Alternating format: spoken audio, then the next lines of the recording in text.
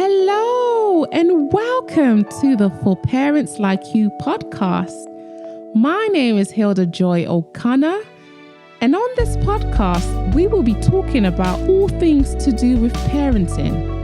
Being a parent is one of the most important roles you can ever play in the life of another human being. Let's be honest, there is nothing more fulfilling than to see our children grow up in love, compassion, and empowerment. But the process of getting them to this stage can be very difficult.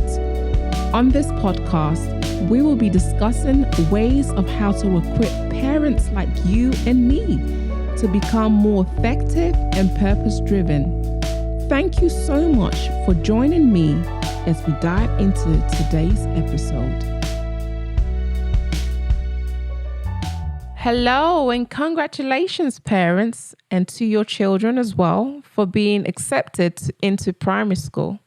Preparing to send your child or children to school can be very exciting for some of you, but for others, this can also be a very difficult time, especially if this is your first child going to school. Acknowledge your feelings and know that they do matter. However, I would advise you not to present this worry or anxiety to your child. Otherwise, he or she may begin to worry themselves and ultimately may put them off from even wanting to go to school. In order to combat these concerns, my first piece of advice would be to pray over your child. There is nothing greater than a parent who covers their child in prayers. Declaring protection over your child for God to watch over them is a great way to release any concerns and anxiety that you may have and to put these into God's care. Pray that their faith in God will not be hindered, but every seed that you have sown in them shall continue to grow and create many fruits that will impact their lives and those who come into contact with them. Pray for their health. Pray for their friendships, that your children will be wise to be selective with whom they become friends with, that they will attract wise, compassionate, kind, and gentle friends who will help them to develop healthily. Pray for their character, that their character will not be corrupted. Pray that they will walk in joy and peace. Pray that God will preserve their purity. My second piece of advice will be to enthusiastically start talking to your children about school. Show them pictures on the internet or in their school brochures, if you've been sent one, of how their school looks like, how their classroom will look like, and how their teachers look like. My third piece of advice will be to develop their speaking and listening skills. And one way to do this is to read to them. Read to them a lot of books. Right now in this season that we're in, with them going to school, I would suggest to buy them some books from Amazon about the topic preparing for school. There are tons of books out there. Another suggestion would be to encourage family discussions at the dinner table, taking turns to listen and to speak.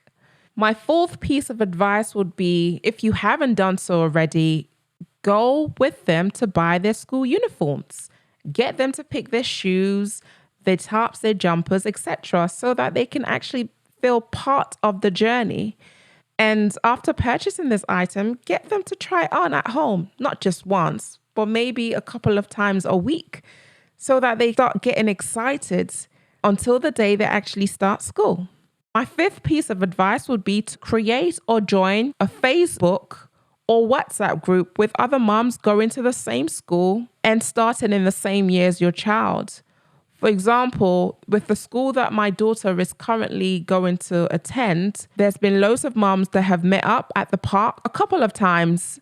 This has really helped me to be able to engage with other moms, as well as for my child to be familiar with other faces that she will meet at school. My sixth piece of advice would be to practice school runs during the time that you have now. It's never too late to begin. This will help you become more familiar with the area and the timings it would take to drop and pick up your child. when they do actually start school. My last piece of advice would be, most importantly, just trust God with your child. After all, they are His and He created them. He knows them best. And keeping your child in the hands of God will help to keep your mind at peace. And if you still have some more concerns and worries, talk to your child's teachers. I'm sure they will have tons of advice they can give you to help you and your child transition smoothly. Thank you for listening. I hope that you were encouraged. Please do share this with your friends or family, and do come back for next week's episode. Bye for now.